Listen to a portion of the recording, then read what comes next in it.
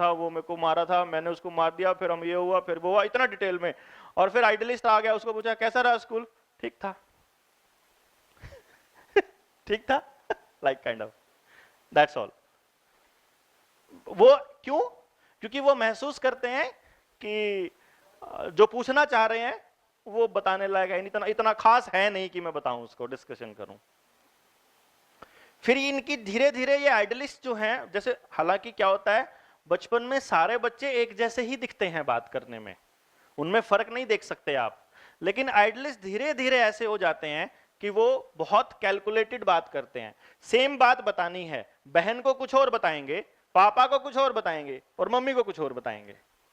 जहां तक उनको ठीक लगता है वहां तक, जहां तक उनको ठीक लगता है वहां तक, उतना ही बताएंगे जितना उनको चाहिए। ये एक अगली कैरेक्टरिस्टिक्स है। नाउ हम फोर्थ पार्ट पे हम डिस्कस कर लें, दैट इज फ्लैशी। नाम से ही दिख रहा है जैसे चमक रहा है।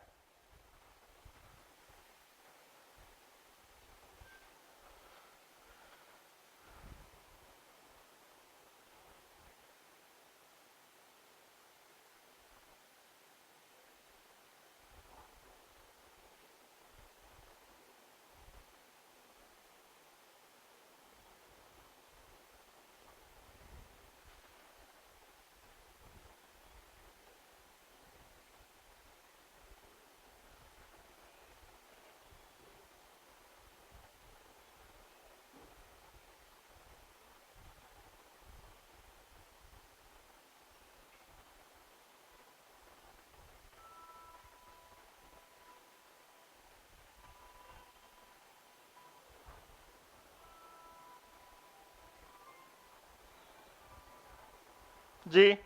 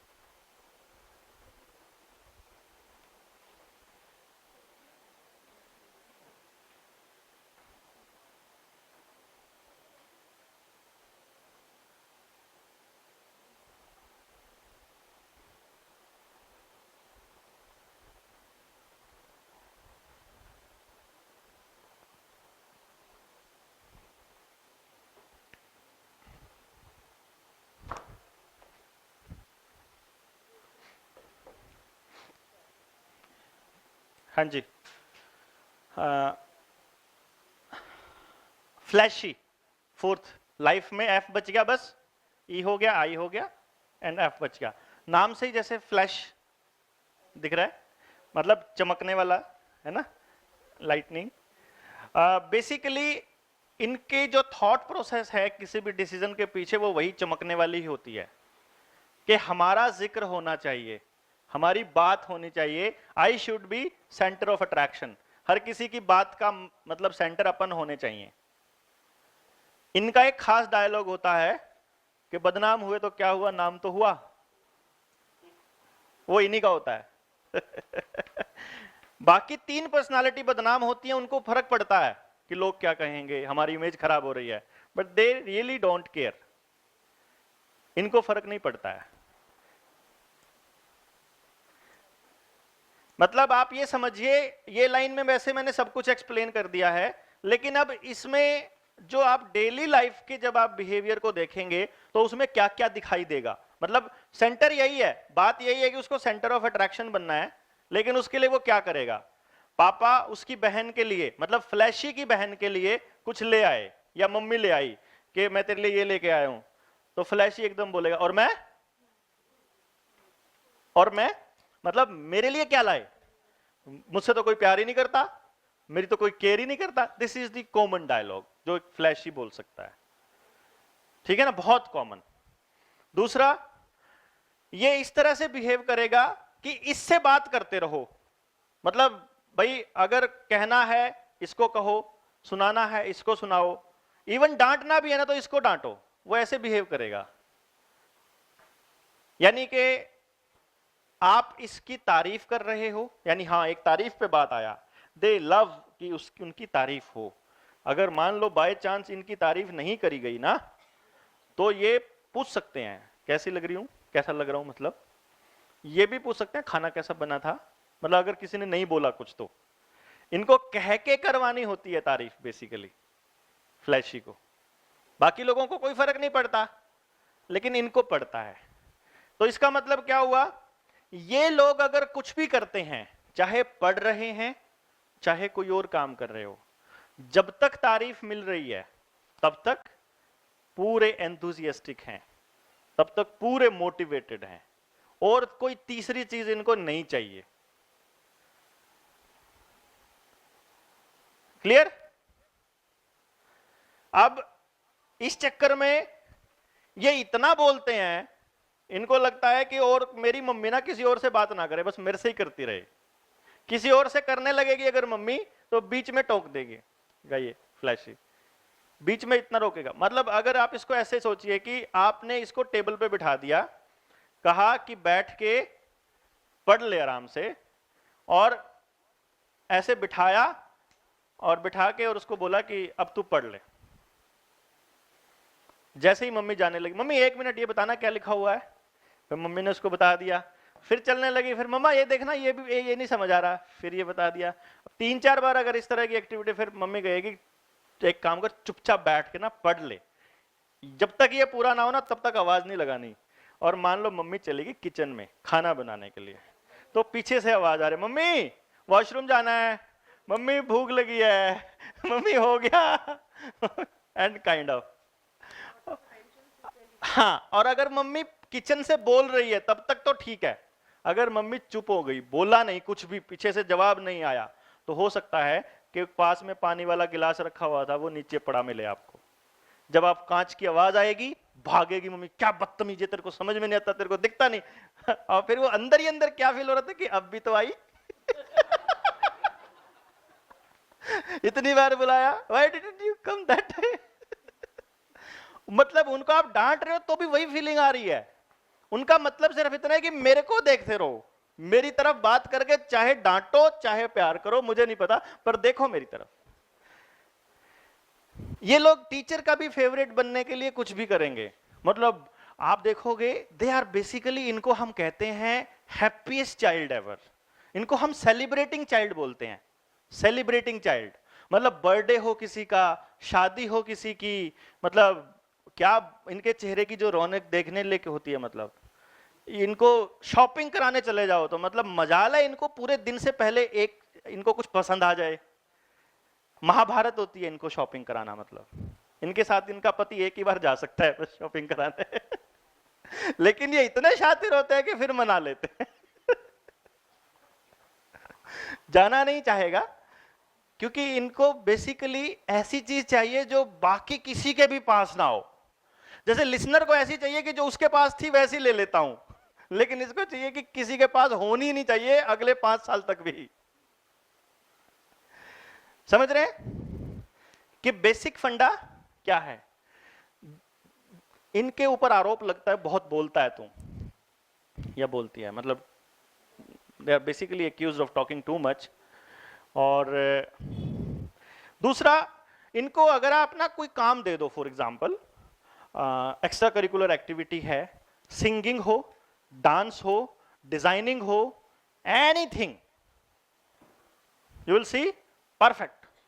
इवन अगर आप इनके क्लास की परफॉर्मेंस देखो, they will score more than 99% because इनके पास एक टेंडेंसी होती है कि इनकी जो मेमोरी होती है वो फोटोग्राफिक होती है। फोटोग्राफिक मतलब इनका क्या होता है, थोड़ी देर देख लें अगर किसी पेज को तो पूरी फोटो छप जाती है। वो जब याद करते हैं तो उसे छत की तरफ देख के याद करते होते हैं कि ये वाली चीज वहां लिखी हुई थी, ये वाली चीज वहां पे लिखी हुई थी, काइंड ऑफ। ये रट्टा बहुत जबरदस्त होता है। इनका एक खास डायलॉग होता है, जब ये बड़े हो जाते हैं तो इनका एक खास डायलॉग होता है कि हमसे ना पढ़ा लो जितना मर्जी, पर पेपर नहीं होने चाहिए ठीक है ना? एग्जैक्टली सेम डायलॉग होता है चाहे कहीं बैठा हो वो, कि पढ़ने से दिक्कत नहीं है बट पेपर से दिक्कत है, क्योंकि पेपर जब होगा, हाय मेरा कल पेपर है, तेरी तो हुई नहीं, सबको फोन करके बताया कि मेरा तो पेपर है, मैं तो कुछ, तेरी कितना हो गया, मेरा तो इतना रह गया, मैं तो ये पता नहीं क्या होगा, पता नहीं क्या होगा। But when they enter the examination hall they do extremely well. उससे पहले इनकी जो घर में कोई आना होता है, मान लो फ्लैशी घर की मालकिन है फॉर एग्जाम्पल, और हस्बैंड ने फोन कर दिया कि कल डिनर पे मेरे फ्रेंड आएंगे, शी विल ट्राई कि एवरीथिंग शुड बी परफेक्ट, कोई शिकायत का पहले नहीं बताते हो, पता नहीं क्या होगा, कब आएंगे, किस टाइम आएंगे, kind of like. But when they enter सारा डर गायब। इनकी दूसरी आदत एक होती है शिकायत, मतलब हर किसी की शिकायत। ये ऐसा भी कर सकते हैं, कोई शिकायत करने को नहीं मिल रहा है कि भाई को थप्पड़ मार के बोले कि मम्मी ये मार रहा है मम्मी बोले कब मैंने कब मारा, कहते नहीं मारा नहीं, अब मारेगा तो बेसिकली इनको खेलना, उसी से लड़ रहा है। मेरी एक दोस्त है और वो ना मेरे बारे में ऐसे बोल रही थी, मेरे को बिल्कुल पसंद नहीं है, मेरे को शक्ल नहीं देखनी उसकी, मुझे बिल्कुल अच्छी नहीं लगती वो। और मान लो वही दोस्त सामने से आ जाए, उसका नाम पे, हाय पिंकी कैसी हो, बढ़िया, एकदम बढ़िया, मस्त, देखा ये इनका खास बिहेवियर है कि आप उसी के बारे में कंप्लेंट कर रहे हो, बट वही पर्सन जब सामने आ रहा है तो you are more than happy. तो आपको समझ नहीं आएगा कि ये असल में मतलब कौन सा बिहेवियर वाला है। इनको हम बेसिकली नेचुरल एक्टर्स बोलते हैं, दे आर नेचुरल एक्टर्स।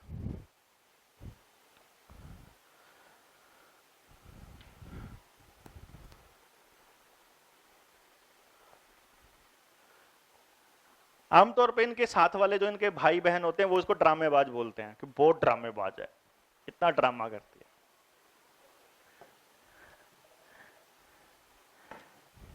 और actually they are meant for dramas. ऐसे बच्चे स्कोर करने में 100% स्कोर करते हैं। देखिए कमाल, देखिए आप इनका, मैं इसलिए कह रहा हूं क्योंकि इन्हीं के अंदर आपकी, जब आप अपने पेरेंट्स को जब आप बताएंगे ना, मैं आपको, जैसे मैंने आपको शुरू में बताया कि एफिशिएंट जो पर्सन था उसका एनर्जी लेवल हाई होता है, उसकी मां आपको शिकायत बताएगी ये टिकता ही नहीं है, तो आप उसको सोल्यूशन बताओगे कि आपने टिकना ही नहीं देना समझ रहे हैं आप? उसका जो बिहेवियर है वही उसकी समस्या है और वही उसका सोल्यूशन है एक्चुअली।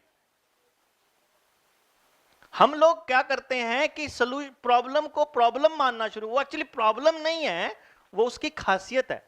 अब ये वाला बच्चा जो है जिसकी मैं बात कर रहा हूं, एक तो था वो एफिशिएंट जिसने टारगेट चूज कर लिया और उसके बिना उसको नींद नहीं आ रही है, उसके लिए तो वो डायलॉग बढ़िया है कि सपने वो होते हैं जो हमें सोने नहीं देते, ये उसी के लिए है बस, खाली एफिशिएंट के लिए। दूसरे वाले तो सपना लेके वापस की दूसरा सपना लेने के लिए सो जाते हैं। ये जो फ्लैशी है ना, ये ऐसा है, इसने टेबल टेनिस ज्वाइन किया और डिस्ट्रिक्ट लेवल पे मेडल आ गया, या लॉन टेनिस ज्वाइन किया या फिर बैडमिंटन ज्वाइन किया और मेडल आ गया। मेडल आने के बाद आप घर गए, अगले दिन तैयार होना है कि चल चलते हैं, कि नहीं मम्मी बैडमिंटन नहीं करना, अब कुछ और करना है, नाउ समथिंग एल्स। एक मेडल में तेरा स्टेट मेडल आ गया बेटा, तू नेशनल खेल सकती है, ये नहीं इसमें खेलेंगे। दूसरे में खेलने जाओ वहां भी नेशनल लेवल का प्लेयर, तीसरे में जाओ वहां भी नेशनल, आर्ट करने जाओ वहां भी नेशनल, म्यूजिक भी अल्टीमेट, डांस भी अल्टीमेट, क्लास में पढ़ाई में भी अल्टीमेट, सब कुछ बहुत बढ़िया है इस बच्चे का। Flashy personality. क्योंकि दिक्कत क्या है, जिसको आप आईक्यू कह रहे थे ना मैम, और जिसको हम लोग आईक्यू मानते हैं, वो बेसिकली मल्टीपल इंटेलिजेंसेस का टोटल होता है। और हमारे ब्रेन में 8 हिस्से ऐसे हैं, मतलब 10 लोब हैं हमारे ब्रेन के, अगले 2 को छोड़ के जो पीछे वाले 4 हैं वो 8 की 8 इंटेलिजेंसेस को एक्सप्लेन करते हैं अपने को, मतलब यही इन्हीं में सारा एक्सप्लेनेशन है। फ्लैशी की खासियत ये है, मैक्सिमम टाइम फ्लैशी के, अच्छा उनमें जो इंटेलिजेंसेस कैसे डिक्लेयर होती है इसका सोल्यूशन, क्योंकि अब जो नेक्स्ट जो हमारा टॉपिक है वो यही है कि मल्टीपल इंटेलिजेंसेस और बच्चे की काबिलियत ये कैसे पता लगेगी और कैसे बताएंगे हम माँ बाप को, and then what is our task.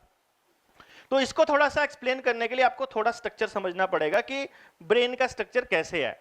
मैं बिल्कुल देसी भाषा में समझाऊंगा, हम कोई मतलब साइंटिफिक लैंग्वेज में नहीं जाने वाले। हमारे पास इस तरह के समझ लो ये लोब्स हैं ब्रेन के, समझो कमरा है हमारा, एक कमरा, 10 कमरे हैं अपने पास, 10 लूप हैं एक तरह से, वहां पे न्यूरॉन्स हैं।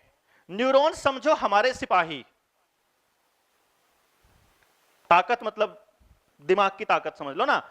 उस न्यूरॉन का काम है इंफॉर्मेशन स्टोर करना। भाई कोई भी बात हमें बताई, वो स्टोरेज, जैसे कंप्यूटर के अंदर हमने कुछ लिखा तो वो सब कुछ स्टोर होता रहता है, जब भी जो फाइल चाहिए होती है उस पर क्लिक किया और वो फाइल बाहर निकल आती है।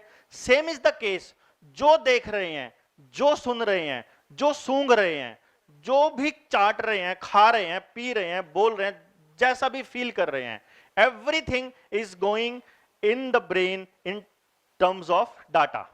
बिट्स की फॉर्म में वो जा रही है जैसे कंप्यूटर में जाता है। कंप्यूटर में फर्क और हमारे में फर्क इतना है कि कंप्यूटर में आपके वही स्टोर होगा जो आप एंटर करोगे कीबोर्ड से, कुछ और नहीं जाएगा। हमारे यहां क्या है, आप करो ना करो, जो देख रहे हो वो जा रहा है, वो जाके स्टोर हो रहा है, मतलब आप वो सब कुछ स्टोर हो रहा है अंदर, एवरीथिंग। मतलब जितने मैं कदम चल रहा हूं, ये कदम की काउंटिंग करके भी दिमाग स्टोर करके रख रहा है पीछे, इतना चला था वो। जैसे अपने पास जितने भी बार गैजेट्स है ना, सब अंदर है समझो। वो सारी कैलकुलेशंस जो अंदर होती हैं वो काम करता है न्यूरॉन्स, और न्यूरॉन्स हमारे पास हैं 1000 करोड़ न्यूरॉन्स हैं हमारे पास पूरे ब्रेन में, ठीक है। और एक न्यूरॉन की कैपेसिटी 10 लाख कंप्यूटर के जितनी है। मींस आप अपनी कैपेसिटी का अंदाजा लगा सकते हो कि वो अनलिमिटेड है। जिसको अनलिमिटेड टीचर्स कह रहे थे, अनलिमिटेड कैपेसिटी, वो ये कैपेसिटी है।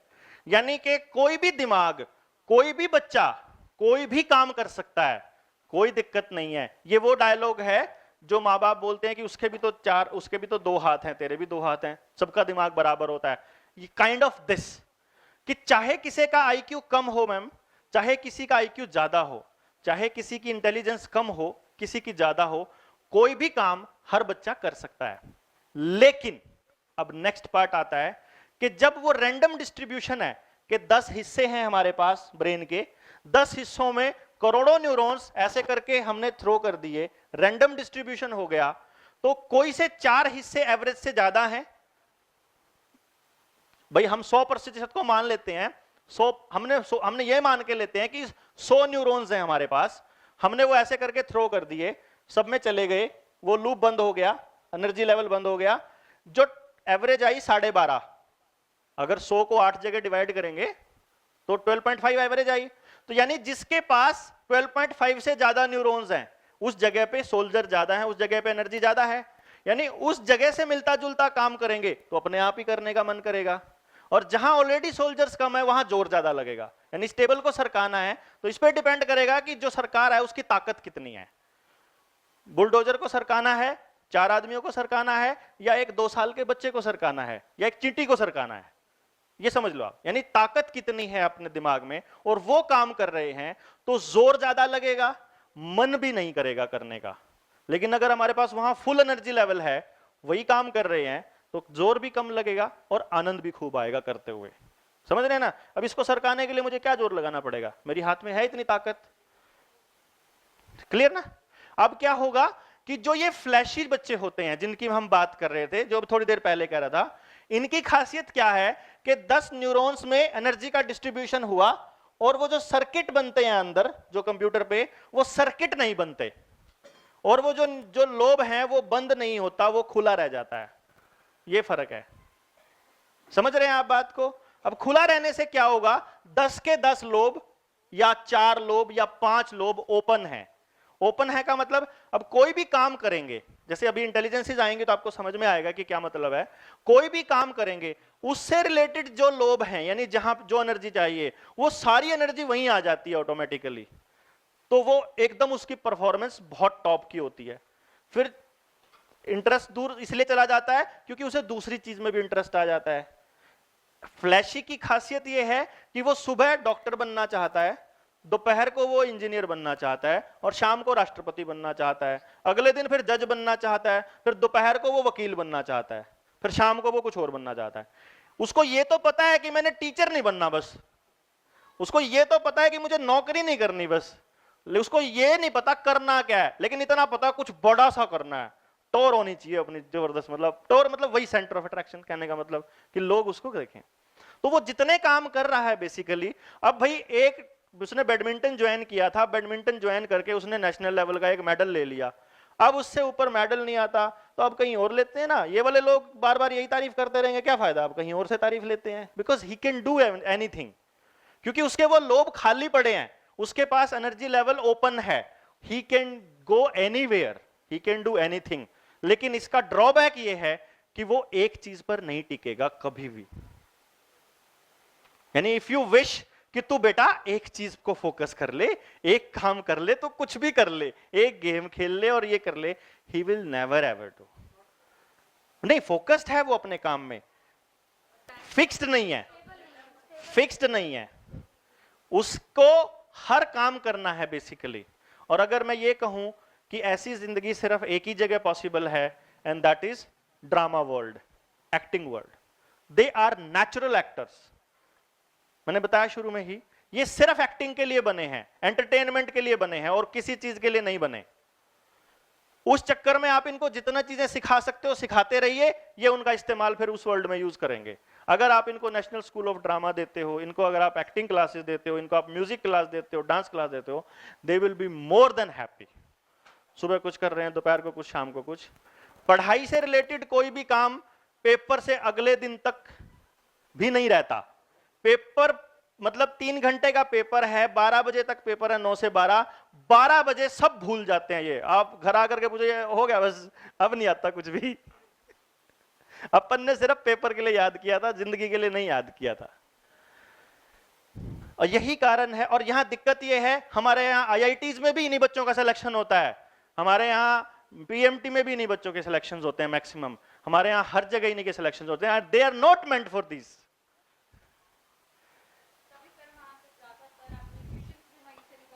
वो इसीलिए निकलते हैं क्योंकि दे गिव फ्रीडम। अब यहां माँ बाप को, जहां आप एम्प्लॉयमेंट की बात करते हो, इस बच्चे के पास अगर अपने हुनर को लेकर के, एक्टिंग को लेकर के, म्यूजिक को लेकर के, डांस को लेकर के, डिफरेंट एक्टिविटीज को ध्यान में रखते हुए अगर यहां वाले बच्चों के माँ बाप को स्कोप दिखते नजर आ जाएंगे तो वो कभी मना नहीं करेंगे। कोई माँ बाप नहीं चाहता अपने बच्चों को किताबों के अंदर रगड़ के रखो, स्पेशली इन बच्चों के माँ बाप को पता लगने के बाद, क्योंकि दे बच्चे पढ़ने के लिए बने ही नहीं है। ये नोवेल तो पढ़ने के लिए बने हैं, पर नोवेल को पढ़ के सुनाने के लिए नहीं बने। मैं कह रहा हूं नोवेल पढ़ने के लिए बने हैं, बट ये नोवेल सुनाने के लिए नहीं बने, ये उसी को रिपीट करने के लिए, अपनी नई बनाने के लिए बने हैं। ये मैं कह रहा हूं, ये तो कुछ भी हो सकते हैं, ये राइटर भी ज्यादा दिन तक नहीं टिकेंगे। ये मतलब सारा काम करके इनको, जहां लोगों के बीच जब तक लोग, जिस काम में लोग ज्यादा जुड़ते जा रहे हैं तब तक उस काम में है। जैसे ही स्टेबिलिटी आई वैसे ही अब मुझे ये वाली जॉब अच्छी नहीं लगती, अब मुझे कुछ और करना है, जाना ही जाना इन्होंने छोड़ के। अगर ये वहीं रह गया कॉन्टिन्यूअस एक ही जगह पर, मतलब ये तो एक ही जगह बैठ भी नहीं सकते। जिनके घर में हो, आप में से है किसी के घर ऐसा? एक और दो, इनके घर में अब 2 बच्चे हैं तो बहुत आसान हो जाएगा, आप वैलिडेट कर सकते हो मेरी बातों को, एक भी लाइन गलत नहीं बोली मैंने, ठीक है। और कुछ बातें हैं जो स्पेशली आपको ही बतानी है, वो पब्लिक में नहीं बतानी, इसलिए वो रोकी हुई है। वो पर्सनल काउंसलिंग की बात है, जर्नल ये आपके लिए, जब आप एक फाइनल ट्रेनिंग और होनी है, वो उन्हीं की होनी है जो यहां वाली पास कर जाएंगे। तो अब क्या है कि इन बच्चों की आप एक जगह पे टेबल और कुर्सी भी नहीं रख सकते ज्यादा दिनों तक, उनको बदलनी ही बदलनी है वहां से। मतलब एक चीज कॉन्टिन्यूअस इनकी लाइफ में रह ही नहीं सकती, चाहे वो घर हो, घर में से भी भागने को कोसेंगे, घर बदल लो ना मम्मी, कुछ जगह दूसरी जगह ले लो ना, दे विल ऑलवेज ट्राई। टीचर भी सेम ना रहे, कोशिश करें अगले साल नया आना चाहिए। अब बड़ी दिक्कत क्या है, लिसनर सोचता है मेरा टीचर ना बदला जाए, उसके लिए सेक्शन चेंज होना भी प्रॉब्लम है, और ये कह रहा है कि मुझे एक जगह नहीं रहना, मुझे टीचर बदलना है। ये तो ऐसे होते हैं, फीस जमा कराने के बाद बोलते हैं इस वाले ट्यूशन का समझ में नहीं आ रहा, अगले वाले पे जा। ये कहते तू पहले क्यों नहीं बताया, पहले वो फीलिंग आई नहीं थी ना, तो स्टेबिलिटी आ गई, फीस जमा कराते ही, पूरी फीस जमा कराते ही स्टेबिलिटी आ गई, और स्टेबिलिटी पसंद नहीं कि अब यहां से बदलो भाई, ये तो पूरी फीस हो गई जमा, लाइक दैट।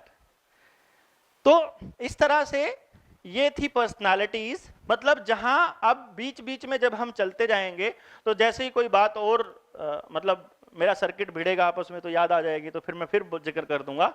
ये अभी तक का ये मतलब था कि अभी हमने चारों पर्सनालिटीज को डिस्कस कर लिया अलग अलग।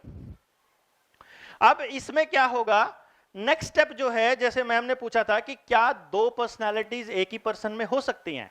Yes, it is very much possible, क्योंकि अदरवाइज चार ही तरह के थोड़ी लोग होंगे दुनिया में, ये कॉम्बिनेशन तो कुछ भी हो सकता है ना।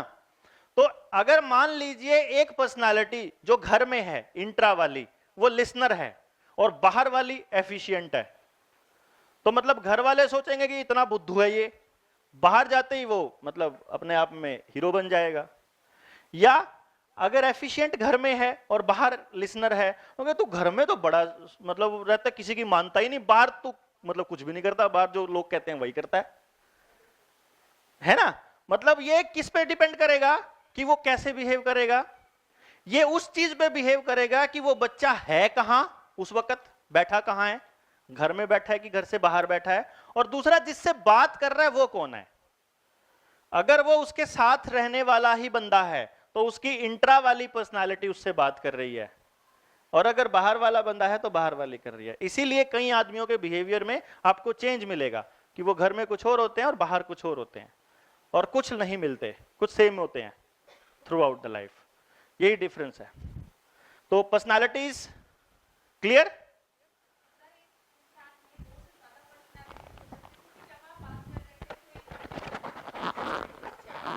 नहीं, एक्चुअली क्या होता है कि उसमें जिसमें आपको 3 या 4 या ज्यादा नजर आ रही है ना, वो मोर प्रोबेबली या तो लिसनर है या फिर फ्लैशी है। लिसनर कॉपी कर लेता है और फ्लैशी को तो ड्रामे करने होते हैं, उसको तो ड्रामे से मतलब है, उसको और कोई मतलब नहीं।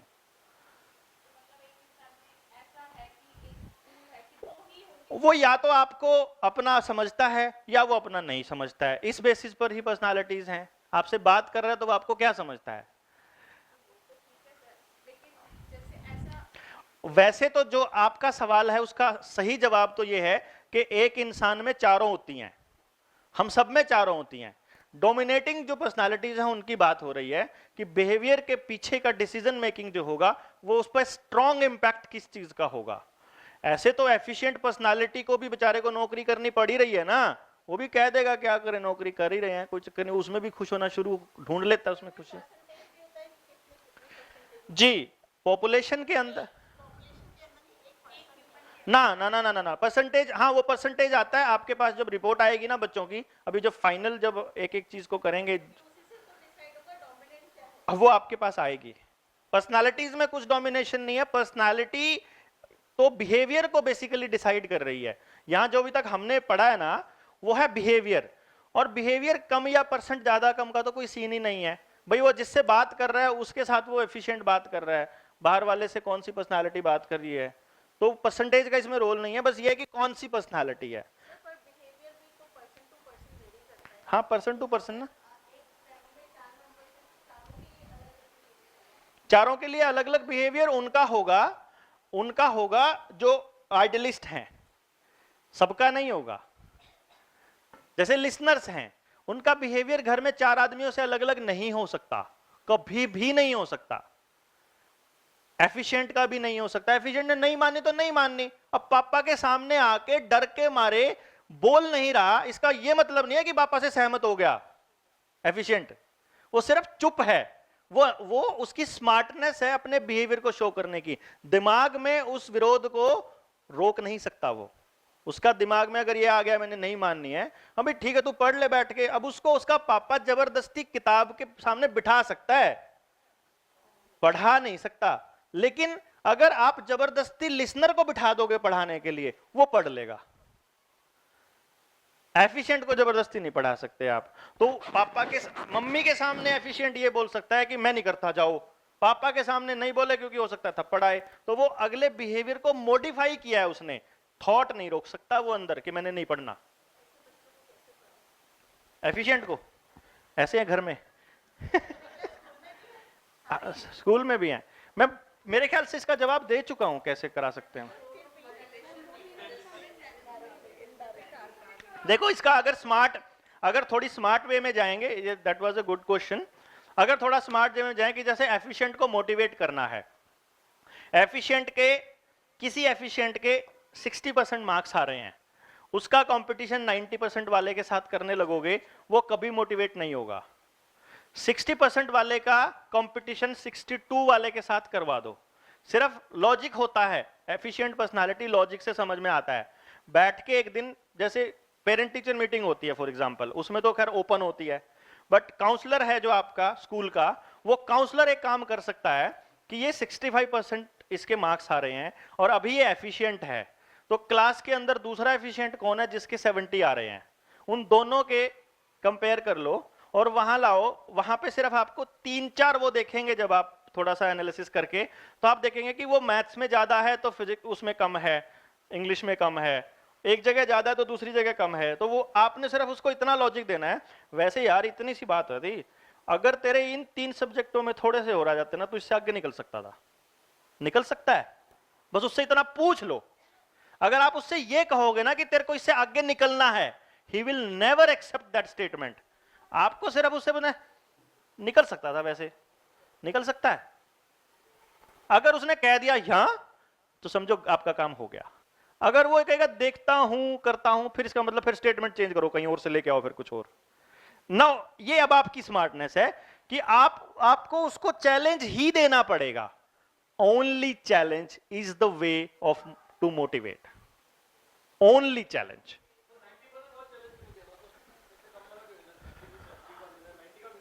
वो इसलिए नहीं देना कि वो आपके कहने से 65 से 70 तक थोड़ा तो धक्का स्टार्ट हो सकता है, लेकिन घर में उसके बाप ने 90 का दे रखा है, वहां गरारी फंसी कि 90 तो लेने नहीं। वी नीड, वहां पे उसके फादर को भी समझाना जरूरी है उस लेवल पे आकर के कि now your statement should be changed. क्योंकि अगर फादर भी एफिशिएंट है, क्योंकि जेनेटिक होता है जो मैं बता रहा हूं, अगर एफिशिएंट का फादर भी एफिशिएंट है, तो ये मैक्सिमम टाइम ये कंफर्मेशन आती है कि वो इसलिए नहीं पढ़ रहा क्योंकि उसका फादर बीच में प्रॉब्लम आ रहा है। तो उसको उस कहानी में से डिलीट करना पड़ेगा कि तूने टोकना नहीं है, इसको सामान सारे दिला दो, बस पढ़ने के नाम पे तेरे को कुछ नहीं कहना। फादर का रोल खत्म करना पड़ेगा पढ़ाई से, कि ये पढ़े ना पढ़े।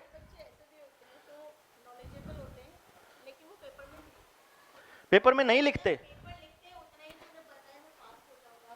तो बताया तो है सोल्यूशन, मैंने बताया तो है। यही तो स्मार्टनेस है आपकी।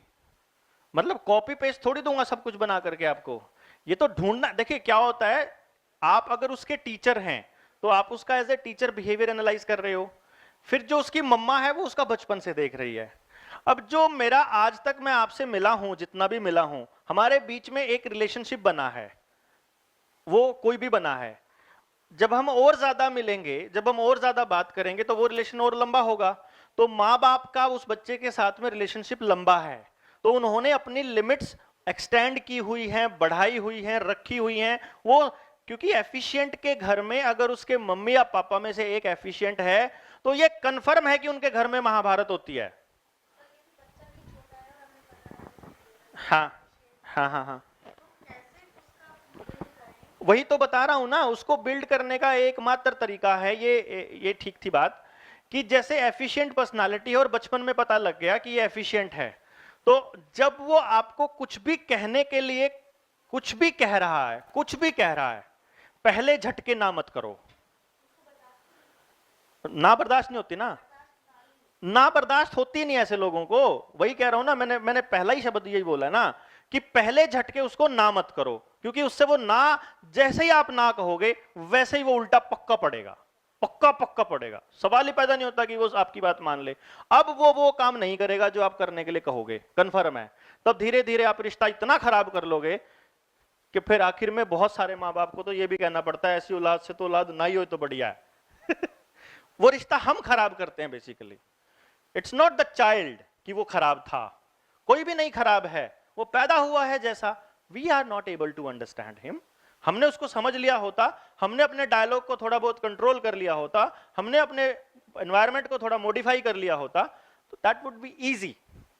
अब क्योंकि एक बार रिलेशन खराब होने के बाद इट्स वेरी मच डिफिकल्ट, क्योंकि जो फ्लैशी पर्सनालिटी है वो 1 से 2% है, सिर्फ मैक्सिमम 2% है पॉपुलेशन में, आपको मिलेंगे ही नहीं। इसका मतलब बाकी की 98% पॉपुलेशन को फर्क पड़ता है कि रिश्ता खराब हो चुका है, इन दो को नहीं पड़ता। ये दो वाले तो लड़के मार पे फा के मतलब इतने मोटे मोटे आंसू निकालेंगे, क्यों जी, फ्लैशी। वो गई मैम, उनके इतने मोटे मोटे आंसू होते हैं, आपको लगता है जैसे बहुत जुल्म कर दिया बच्चे पे, पर 10 मिनट में वो फिर से एकदम फ्रेश होते हैं। लेकिन एफिशिएंट और आइडियलिस्ट नहीं हो सकते अगर इनके दिमाग में अगर एक चीज घर कर गई, क्योंकि दिक्कत यह है इनकी मेमोरी बहुत तेज होती है। यह समस्या है इनकी एफिशिएंट की और आइडियलिस्ट की, कि मेमोरी इतनी स्ट्रांग होती है कि इन्होंने कोई चीज सुन ली है तो वो भूलते नहीं है, और जब भूलते नहीं है तो फिर कुछ नहीं भूलते भाई, फिर आपका कहा हुआ भी नहीं भूलते, फिर आपका करा हुआ भी नहीं भूलते। वो 6 महीने बाद भी याद दिला देंगे, आपने तो ऐसा कहा था। ठीक है, तो इसका मतलब जो आप आज उसके साथ कर रहे हो वो बुढ़ापे तक याद रखेगा कि अच्छा ऐसा करा था मेरे साथ, मैं बताऊंगा। क्योंकि वो मेमोरी स्ट्रांग होती है। तो पर्सनालिटी इज ओवर। आपको अब सवाल पूछने हैं ढेर सारे, आपकी तरफ से सवाल आए नहीं थे मेरे पास, पर मुझे उम्मीद थी कि आएंगी। अब सवाल दो तरह के लोगों के नहीं होते, या तो जिनको कुछ भी समझ में नहीं आया हो, या जिनको सब कुछ आ गया हो। सब कुछ तो मुझे भी नहीं आया, आज तक 17 साल से लगा हुआ हूं। तो अब कौन सी कैटेगरी में, ये आपको देखना और बताना पड़ेगा मुझे कि हमें ये ढेर सारे सवाल पूछने हैं। अब थोड़े सवाल की कैटेगरी अब बन गई होगी, वो थोड़ा शुरू का था, आई कैन अंडरस्टैंड, मैं जानबूझ के कह रहा था, तो ऑन अ लाइटर मोड। अभी आपके सवाल बन गए होंगे। अब जो नेक्स्ट सवाल हैं वो हम मल्टीपल इंटेलिजेंसेस पे हम करेंगे अगले, और 8 मल्टीपल इंटेलिजेंसेस को जब हम करके निकलेंगे तो आपको बहुत चीजें एकदम क्रिस्टल क्लियर होने शुरू हो जाएंगी, शुरू होंगी। जी हाँ हाँ जी हाँ जी, नहीं ये उस रिकॉर्ड हो रहा है। फ्लैशी पर्सनैलिटी है जैसे उसकी, पर हमें उसका 10th के बोर्ड में भी उसके मार्क्स अच्छे होने चाहिए, उसको छोड़ नहीं सकते हम। जी जी ये भी पता है कि फ्लैशी पर्सनैलिटी है, टिक कर भी नहीं बैठेगा। और MI क्लब में या किसी भी क्लब में हमें ये भी पता चल रहा है थिएटर अच्छा कर रहा है, पर एक होता है ना, एजुकेशन भी ज़रूरी है। हम उसको 10th में नहीं छोड़ सकते ना कि भैया तू थिएटर के लिए बना है, भैया तू मत कर।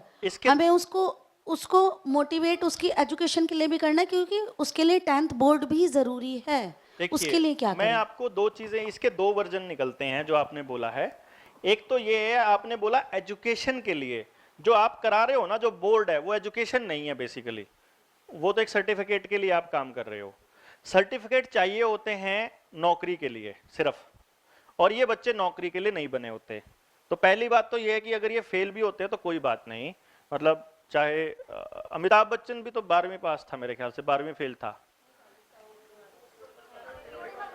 अब करी होगी उसने बाद में, पहले करके गया था वो। कौन सा था फिर हमारा? सचिन था, लता मंगेशकर थी। सचिन था, लता थी, लता मंगेशकर थी जैसे, ठीक है। लता मंगेशकर तो मेरे ख्याल 8वीं पास है, 8वीं फेल है कि पास है? नहीं, मैंने दो वर्जन बोला, अभी दूसरा वर्जन आ रहा है। दूसरा वर्जन आपके हिसाब से अभी आ रहा है, वो जो लिसनर्स है ना 85, उनका भी आ रहा है, क्योंकि उनको ये चीजें इतनी आसानी से एक्सेप्ट नहीं है, एक्सेप्टेबल ही नहीं है कि कोई आदमी आके कह रहा है कि ना पढ़े तो ना पढ़े। एक मतलब मेरे जैसा आदमी तो कह रहा है कि ना पढ़े तो ना पढ़े, ठीक है। अब रह गई माँ बाप की बात। देखिए मैं आपको बताता हूं, अगर आप इतने अच्छे से कन्विंस कर सकते हैं उन पेरेंट्स को कि this child is not meant for these things जो आप कराना चाहते हो, ये बना ही किसी और चीज के लिए है, लेकिन हमारे सिस्टम में थोड़ा चेंज आने में भी वक्त लगेगा। और वो अभी ऐसा सिस्टम है कि अगर आपको नेशनल स्कूल ऑफ ड्रामा में एडमिशन लेना है, या रोहतक में जैसे सुपुआ है, state university performing visual arts, वहां पे एडमिशन लेना तो वहां भी परसेंटेज तो वो देखते हैं, मतलब ये एक वो प्रॉब्लम है। तो यहाँ पे दो चीजें आएंगी। एक तो आप बच्चे को ये बता सकते हो पर्सनल काउंसलिंग में कि बेटा तुम्हारी ये पर्सनालिटी है, ये मल्टीपल इंटेलिजेंसेस हैं, तुम्हारा जो किसी काम में मन नहीं लगता या मन नहीं टिकता ज्यादा समय तक, इसका ये रीजन है। तो ये जेन्युइन प्रॉब्लम है, इसमें हम ये नहीं कह रहे कि तुम्हारी कोई गलती है, इसको कर, ये बिल्कुल सही, हम मानते हैं। हम ये चाहते हैं कि तुम्हें सबसे अच्छा ये लगता है ना, तुम्हें सबसे अच्छा ये वाला लगता है ना, तुम्हें ये सब करना चाहोगे? हाँ हम करना चाहेंगे। अगर वो, क्योंकि दिक्कत क्या है मैं आपको बताऊं कि फ्लैशी को समझाना भी थोड़ा मुश्किल होता है। मुश्किल इसलिए होता है कि आप उसको टारगेट बड़ा दे दोगे, वो बड़ा भी अचीव कर लेगा, छोटा दोगे छोटा भी कर लेगा, लेकिन उसमें अगर उसको ये नहीं नजर आएगा ना कि लोग तेरे को सुनेंगे, देखेंगे, अप्रिशिएट करेंगे, तो वो उस चीज को नहीं एक्सेप्ट करेगा। तो आपको एक तो उसको विजुलाइज कराना पड़ेगा, ऐसे मान ले तू वहां पे वो काम कर रहा है, हजारों आदमियों की भीड़ तेरे लिए तालियां बजा रही हैं, कितना अल्टीमेट, उसको अंदर से फील, और वो उस वक्त एकदम कर जाएगा। क्योंकि ऐसे बच्चे विजुलाइज बहुत जल्दी करते हैं, वो कहानी को भी ऐसे, कहानी उनके फिल्म में थिएटर की तरह चलती है, टीचर जो बोल रहा होता है बिल्कुल फिल्म की तरह चलती है। तो वो जो बच्चे होते हैं उनको जब आपने पहले विजुलाइज कराना पड़ेगा कि तू अगर यहां पहुंच गया तो तेरे को तालियों की गड़गड़ाहट और वो जो तेरे को हीरोइज्म वाली जो फीलिंग है ना वो आ रही है। वो जैसे ही वहां पहुंचा फिर उसको कहते लेकिन यार इसके लिए तो यहां एडमिशन लेना पड़ेगा, इसके लिए तो ये करना पड़ेगा, और इसके लिए तो यहां इतना करना पड़ेगा। ये मतलब आप उसको वहां से यहां ला सकते हो, ठीक है ना। और माँ बाप को ये समझा सकते हो कि आपको इसके ऊपर एक तरह से बंदिश ही लगानी पड़ेगी। अब क्योंकि जो लिसनर और फ्लैशी हैं, अगर आप अपने हिसाब से चलाना चाहते हो वो चल पड़ेंगे, कुछ भी याद कराना चाहते हो वो कर लेंगे, और परमानेंटली उनके अंदर कोई मतलब ऑड या इल फीलिंग भी नहीं रहेगी। वो आप जबरदस्ती उनसे कर सकते हो, कोई दिक्कत नहीं है। अगर यहाँ पे या इतना ही अड़ना ही है कि भाई यही करना है तो मतलब कर सकते हो, लेकिन गलती से भी आइडियलिस्ट और एफिशिएंट के साथ जबरदस्ती मत कर लेना। ये बिल्कुल साफ साफ बोल देना, आपकी चलेगी ही नहीं। मतलब जो आप करवाना चाह रहे हो ना, जो नंबर जितने, वो कभी नहीं आएंगे जिंदगी में। तो ये पता लगने के बाद उनको बोल देना कि भाई अब हाथ जोड़ लो, अब जो हो गया अब अगला सुधार लो। बिल्कुल, अगले राज करने के लिए बने हैं, अपनी चलाने के लिए बने हैं, ठीक है। दे आर, आप इनकी तो एस्ट्रोलॉजी पे विश्वास करोगे ना, अगर आप उनकी कुंडली दिखाओगे तो राजयोग ही मिलेगा, मतलब नेचुरली मिलेगा इनके राजयोग। राजयोग इन द सेंस ये दोस्त भी ऐसे बनाएंगे जो इनकी मानते हो, जो नहीं मानेगा तो चल आउट। ये तीन अपनी गुलामी कर रहे हैं, अपने तीनों के साथ खेलेंगे, अपन और किसी के साथ खेलेंगे ही नहीं। बेसिकली इनको गुलाम चाहिए, जो जैसा कहें वैसे ही काम करते रहे, चुपचाप फालतू बिना सवाल किए। ये अपनी सत्ता के लिए कहीं भी जा सकते हैं, कुछ भी कर सकते हैं, ये मतलब चाहे अगले को कुछ कराना हो, ठीक है ना। तो दीज आर बेसिकली ये personalities part is over, and next part will be multiple intelligence part, और उस पार्ट को हम टी ब्रेक के बाद लेते हैं एग्जैक्ट 10 मिनट में 12 बजे।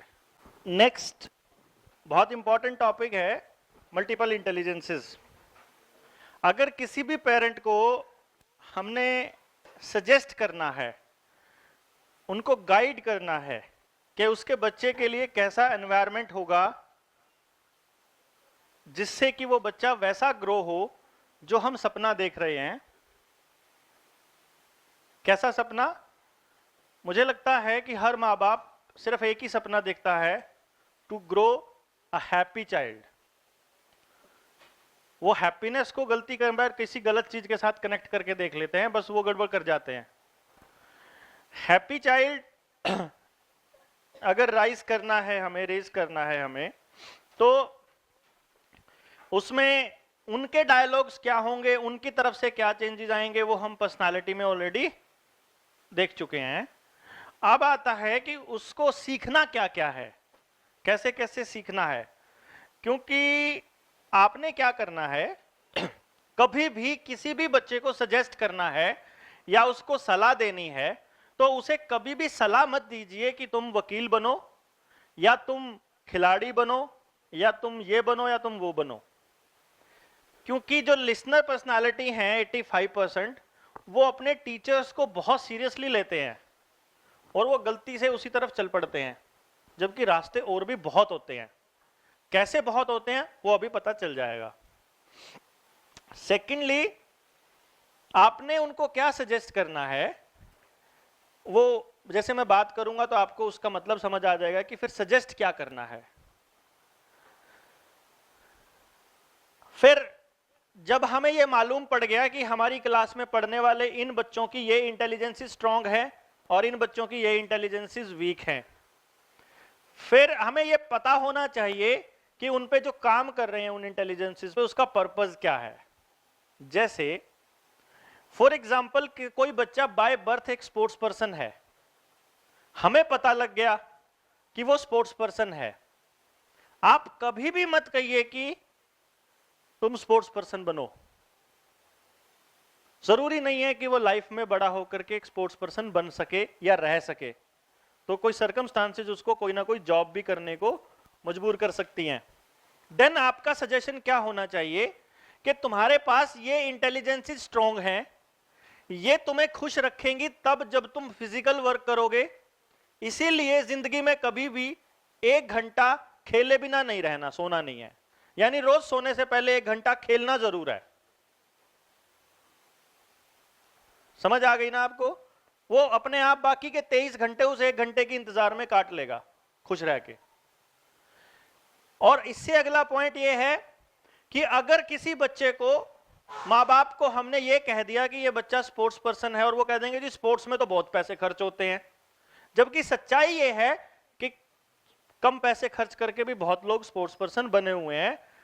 बस उनका क्या हुआ कि बचपन में बाय चांस उन्होंने ग्राउंड में जाना शुरू कर दिया, बाय चांस उनको किसी कोच ने देख लिया, बाय चांस कोच ने ही सपोर्ट करनी शुरू कर दी, और बाय चांस वो इंटरनेशनल लेवल पे पहुंच गए। That was not their effort to become a sports person. तो हमने क्या करना है, हमने सिर्फ उसके पेरेंट्स को सजेशन देनी है कि इसको हर रोज 2 घंटे पर्टिकुलर स्पोर्ट्स में जरूर भेजो।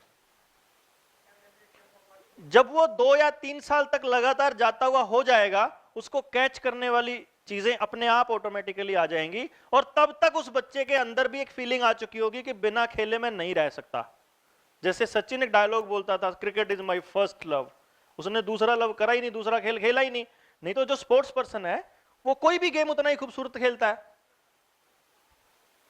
अब नडाल जो खेलता है वो वैसे तो फुटबॉल प्लेयर है, टेनिस खेलनी शुरू की, वहां पे भी वो मतलब ग्रैंड स्लैम 13 मार ली उसने। सो इट इज नॉट कि क्योंकि स्पोर्ट्स पर्सन, तो अब वो स्पोर्ट्स पर्सन का क्या होगा, स्पोर्ट्स पर्सन की खासियत ये है कि उसके पास फिजिकल एनर्जी खूब होती है। अब जिसके पास फिजिकल एनर्जी खूब होती है, वो किसी गरीब के घर में पैदा हो गया तो उसको दिहाड़ी करने में भी उतना ही मजा आएगा जितना स्पोर्ट्स पर्सन को खेल के आता है। ये बताऊं मैं आपको, ये बताना है बेसिकली।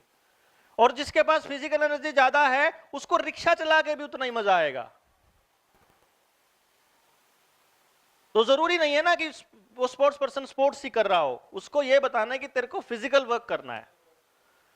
क्योंकि ऐसा बंदा अगर किसी के घर में नौकरी कर रहा है और उससे काम नहीं करवाओगे तो वो थोड़े दिनों में नौकरी छोड़ जाएगा कि मेरा मन ही नहीं लगता, आप काम तो कराते नहीं, खाली बिठा के रखते हो, क्योंकि उसको काम ही करना है। ठीक है जी। तो इसीलिए अपने जो डायलॉग्स हैं उनको थोड़ा हमने इस तरह से मॉडिफाई करना है कि हम किसी का फेट डिसाइड ना कर दें, हम किसी की किस्मत का उसी टाइम सिग्नेचर ना मार दें कि तुमको ये बनना है। हमने सिर्फ ये बताना है कि ये इस तरह के काम करने में तुम्हें आनंद आएगा और ये वाले काम करने में आनंद नहीं आएगा। अब आनंद का कैसे है वो बता रहा हूं मैं आपको। जैसे कि अब मैंने ये 8 इंटेलिजेंसेस मैंने लिखी हैं, ठीक है, इनको आप बाद में नोट कर लीजिएगा, यहीं लिखी रहेंगी, अपन ने छेड़नी नहीं है, अभी मत नोट करने पे मत जाइए। 8 इंटेलिजेंसेस को अगर पूरे दिमाग को मैं 8 हिस्सों में डिवाइड करता हूं तो मेरे पास टोटल एवरेज 12.5 आती है। तो अब जब मैं ज्यादा कह रहा हूं ना, आगे से ध्यान रखिएगा हमेशा, देखो जो लिखने में मस्त है ना, फिर वो मेरे से सवाल यही पूछेंगे जो मैं बोल रहा हूं कि सर जी इसका क्या मतलब है, इसलिए लिखना बंद करिए, बात सुनिए। जब मैं ज्यादा कह रहा हूं तो उसका मतलब है 12.5 से ज्यादा, मतलब एवरेज से ज्यादा। कम कह रहा हूं मतलब उससे कम। अब जितनी ज्यादा कम है उतना ही कम का मतलब कम वाली बात मेरी उतनी स्ट्रांग हो जाएगी, और जितनी ज्यादा है उतनी ज्यादा वाली बात मेरी स्ट्रांग हो जाएगी। क्लियर ना? और बीच में मॉडरेट है, बिल्कुल 12.5 है, तो इसका मतलब जितना काम करेंगे उतनी ग्रोथ। और अब जैसे मैं आपको पहली इंटेलिजेंस को डिक्लेयर वो बताता हूं डिटेल में। इंटरपर्सनल इंटेलिजेंस नाम है इसका।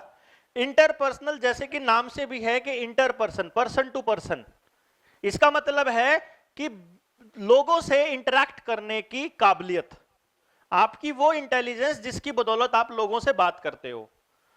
कि लोगों से बात करके आप कितना खुश रहते हो। जिसकी ये ज्यादा है उसको लोगों से बात करने में खूब आनंद आएगा, और जिसकी ये कम है वो अकेला रहने में ज्यादा खूब आनंद आएगा। अब अगर मान लो जिसकी ज्यादा है उसको ऐसा काम करना पड़ जाए कि बंद कैबिन में बैठ के क्लैरिकल काम करना पड़ जाए, हो गई जिंदगी खराब। और जिसकी कम है उसको सेल्समैन लगा दो, टीचर लगा दो, डॉक्टर लगा दो, या कहीं रिसेप्शन पे लगा दो, हो गई जिंदगी खराब। और उसको सुबह से लेकर शाम तक इतनी टेंशन हो जाएगी कि घर जाकर के उसको पता ही नहीं होगा कि मैं गलत काम कर रहा हूं इसलिए मैं टेंशन में हूं। उसको पता नहीं, उसको कभी नहीं पता चलेगा कि मेरी डिप्रेशन का, मेरी टेंशन का कारण यह है कि मैं वो काम कर रहा हूं जो मेरे पास सबसे कम है, जिसकी टेंडेंसी करने की। समझे ना आप? अब जिसकी इंटेलिजेंस ज्यादा है पहचानोगे कैसे इस बात को? ये क्योंकि अब हमारा टॉपिक ये है कि क्लास के अंदर आपको अपने बच्चों में या अपने खुद के बच्चों में या दूसरे लोगों में देखते ही पहचान जाना है कि वे इसका मतलब ये वाली टेंडेंसी ज्यादा है। इंटरपर्सनल इंटेलिजेंस जिस बच्चे की ज्यादा होगी, या इवन आप में से जिसकी भी ज्यादा होगी, आपकी बता देता हूं और बच्चों में भी सेम चीज है, वो ज्यादा देर तक घर में टिक कर नहीं रह सकते। उनको बाहर ग्राउंड में दोस्तों के बीच जाना ही जाना होता है। ऐसे लोग जब बड़े हो जाते हैं, छुट्टी वाले दिन घर में पूरा दिन टिक नहीं सकते, उनको निकलना ही निकलना है दोस्तों से बात करने। और अगर काम करते हुए लगातार 3-4 दिन लगातार काम कर रहा है आइसोलेशन में, वो बंदा है, वो बच्चा अपनी माँ की आंखों से समझ जाएगा कि मेरी माँ मेरे को डांटने वाली है, कहने वाली है, समझाने वाली है, क्या करने वाली है। पापा को भी मूड देख के बात करता है अगला। मतलब लैंग्वेज, कुत्तों की भाषा हो, इशारों की भाषा हो, जानवरों की हो, एनवायरनमेंट से भी वाइब्रेशंस कैच कर लेते हैं ऐसे बच्चे जिनका लिंग्विस्टिक अच्छा होता है। जरूरी नहीं है मैं हिंदी अंग्रेजी की बात कर रहा हूं। अब जिनका लिंग्विस्टिक अच्छा है बाय बर्थ, वो 5 साल की उम्र तक 10 भाषाएं सीखने की काबिलियत होती है उनमें। मतलब जितनी मर्जी लैंग्वेजेस सिखा दो वो कभी कंफ्यूज नहीं होंगे, कॉप अप कर जाएंगे आराम से। They are meant for language basically. अब अगर म्यूजिक अच्छा है और लैंग्वेज अच्छा है, ही इज अ सिंगर। ठीक है जी, म्यूजिक अच्छा है, लैंग्वेज अच्छी है, क्रिएटिव दिमाग है, तो गाने लिखने शुरू कर देगा, पोयम लिखनी शुरू कर देगा, गीतकार बन जाएगा। हैं जी, गीत गा भी सकता है और गीत लिख भी सकता है। लिंग्विस्टिक अच्छी है तो उसको पढ़ने का शौक भी होएगा, नॉवेल्स खुद ही होएगा अपने आप ही। और जिसको पढ़ने का शौक अच्छा है उसको लिखने का भी शौक होएगा ऑटोमेटिकली। कुछ दिनों के बाद उसने लिखना ही लिखना है जिसको पढ़ने का शौक होएगा। तो जिसका लिंग्विस्टिक अच्छा है उसको अगर किताब लिखनी नहीं आती तो बंदा डायरी जरूर लिखेगा। वो मतलब मेरे पास एक ऐसे पर्सन आए जिन्होंने मुझे कहा, डॉक्टर साहब 50 साल उम्र हो गई है, परमात्मा का दिया सब कुछ है, पर जिंदगी में ना अच्छा सा नहीं लगता कुछ। 3-3 फैक्ट्रियां हैं, खूब मोटी टर्नओवर है, पर अच्छा सा नहीं लग रहा। इंटर और इंट्रापर्सनल इंटेलिजेंस के बाद में अगर उसका लिंग्विस्टिक स्ट्रांग है, समथिंग इंपॉर्टेंट, अगर लिंग्विस्टिक अच्छा, अब उसके पास इंटर और इंट्रापर्सनल के बाद में उनका लिंग्विस्टिक अच्छा था। मैंने उनको बोला कि भाई साहब आप ना थोड़ा लिखा करो। बोलते लिखता तो मैं सारा दिन रहता हूं। मैं कहा वो जो कागजों में रिकॉर्ड बनाते हो वो नहीं कह रहा हूं, जो दिमाग में आ रहा है ना कुछ भी उल जुलूल, वो लिखना है। Do you find yourself कि आधा घंटा ऐसा मिल जाए आपको? वो तो रात को ही पॉसिबल है डॉक्टर साहब। तो मैंने कहा आप एक काम करिए, 1 हफ्ते के लिए ट्रायल बेसिस पे मेरे कहने से रोज आधा घंटा जाने के बाद लिखना शुरू कीजिए, and just tell me after 1 week कि कैसा फील होता है। जैसे डॉक्टर देता है 3 दिन की ले जा दवाई, अगर आराम हो तो बताना। Like that. आफ्टर 1 वीक कहता यार मैं तो 1 हफ्ते की छुट्टी पे जा रहा हूं पहाड़ों पे लिखने के लिए। He was feeling like that कि यार शाम को लिखने बैठता हूं, सोचा था आधा घंटा लिखूंगा, रात रात बीत जाती है। They love to do that, simply they are meant for that thing, उसी के लिए बने हैं। वही चीज मिल जाए, चाहिए ही नहीं उनको कुछ भी। तभी तो ये फकीर होते हैं, पेंटर हुआ चाहे राइटर हुआ, बाद में करोड़पति बने बात अलग है, लेकिन ये जिंदगी ऐसी जीते हैं उनको पता लग जाता है बचपन में कि ये चीज चाहिए। माँ बाप को भी आपने ये नहीं बताना है कि इसे लेखक बनाना है, ना ना ना ना, उनको इतना बताना है इसको जो पसंद हो वैसी नॉवेल्स लाके दे दो, पढ़ने का शौक डालना भर है, बस कुछ नहीं करना आपने, बाकी काम वो अपने आप कर लेगा। स्पोर्ट्समैन पैदा हुआ है तो उसको ग्राउंड तक लेकर जाना आपका काम है, बाकी वो रास्ते ढूंढ लेगा खुद ही। म्यूजिकल इंटेलिजेंस हाई है तो उसको बोलना है माँ बाप को कि जी बाकी पढ़ाई के साथ साथ सिर्फ 1 घंटा म्यूजिक की क्लास ज्वाइन करा दो। फिर वो बच्चा अपने 23 घंटे की मेहनत उस म्यूजिक क्लास के लिए काट लेगा। और ये गारंटी से कहता हूं, and it worked all the times, कि उस बच्चे को म्यूजिक क्लास डाल दी, मैंने बोला 2 महीने इसको पढ़ने को मत बोलो और म्यूजिक सिखा दो। म्यूजिक सिखा दिया। अब बोले जी 2 महीने पूरे हो गए, अब क्या करें? मैं कहा अब ये करो कि इसको बोलो कि अगर नंबर कम आए तो म्यूजिक क्लास छुड़वा देंगे। वो चस्का लगा दिया पहले, अब म्यूजिक क्लास के बिना बंदा जी नहीं सकता, उसके चक्कर में बेचारा पढ़ रहा है। वो उस 2 घंटे के इंतजार में 22 घंटे पढ़ा लो, कोई दिक्कत नहीं है उसको, लेकिन उसको वो चीज मिलनी चाहिए एक बार कि हाँ इसके बिना मैं नहीं रह सकता। और वो एक बार मिलने के बाद ही महसूस हो जाएगी ना, महसूस होने के बाद ही मोटिवेट होगा, महसूस होने से पहले मोटिवेट नहीं होगा। उसके लिए पेशेंस चाहिए होता है, उसके लिए माँ बाप को समझाना है और उसी के लिए आपको समझना है।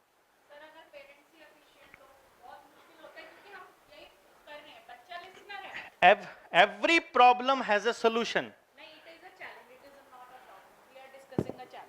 अगर देखिए बात ये है, it's not a challenge actually.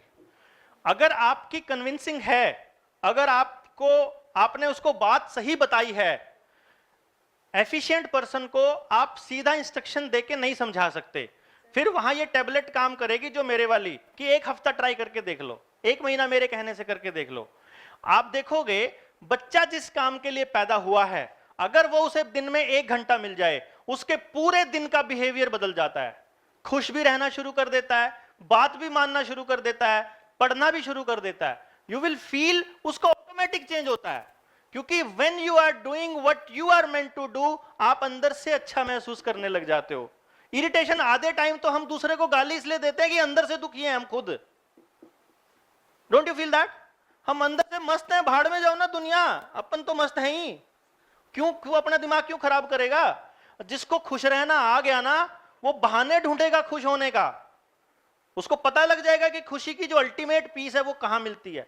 जिसको खुश रहना आ गया, वो जिंदगी में दोबारा दुखी ना होएगा ना करेगा किसी को, ये पक्का है। दूसरे को मारता भी वही है जो खुद डरा हुआ है, दूसरे को गाली भी वो देता है जिसके अंदर गालियां भरी हुई हैं, जो अंदर से फ्रस्ट्रेटेड है। जो अंदर से खुश है ना, वो कभी किसी को कुछ नहीं कहता, never ever. This is the fact. Next intelligence is naturalistic intelligence. Naturalistic intelligence is all about nature. आप नेचर के साथ कितना कनेक्टेड फील करते हो। Nature in the sense natural जो भी है, जो भी नेचुरल है, मिट्टी, पानी, पहाड़, पेड़, कुत्ते, बिल्ली, गिलहरी, चींटी, मकोड़ा, जो दिखता है नेचर में, एवरीथिंग। जिसका नेचुरलिस्टिक अच्छा है उसको नेचर की हर चीज प्यारी लगेगी।